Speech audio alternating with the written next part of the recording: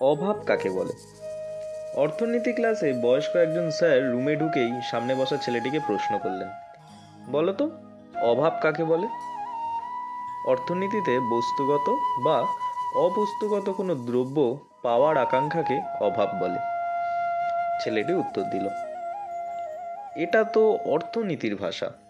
সাধারণভাবে অভাব কাকে বলে, অর্থাৎ অভাব বলতে তুমি ঠিক কি বোঝো? ছেলেটি মাথা নিচু করে বেঞ্চের দিকে তাকিয়ে আছে, কি বলবে ভাবছে। স্যার আবার তাড়া দিলেন, বলো।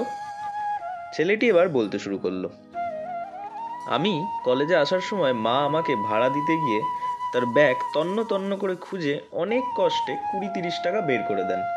আর আমি বাড়ি থেকে বের হয়ে 5-7 মিনিট পর বাড়িতে ফিরে ভাড়ার টাকা মাকে দিয়ে বলি, মা আজ কলেজে ক্লাস হবে না। মা তখন বলেন, আগে খবর নিবি না ক্লাস হবে কি না? মায়ের সাথে এই লুকোচুরি হচ্ছে অভাব।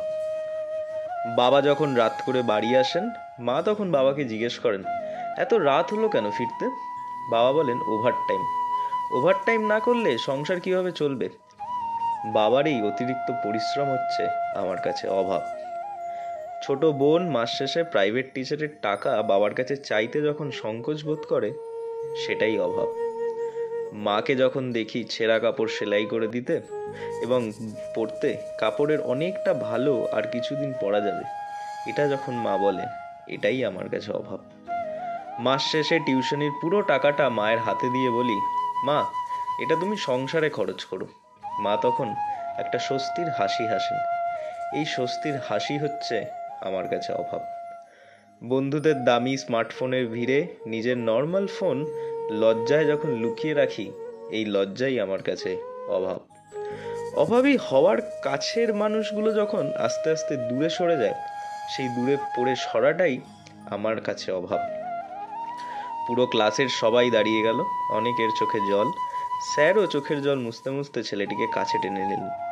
বস্তুত আমাদের সহপাঠীদের মধ্যে এমন অনেকেই আছেন যারা কয়েক মাস অপেক্ষা করেও বাড়ি থেকে সামান্য টাকা পায় না।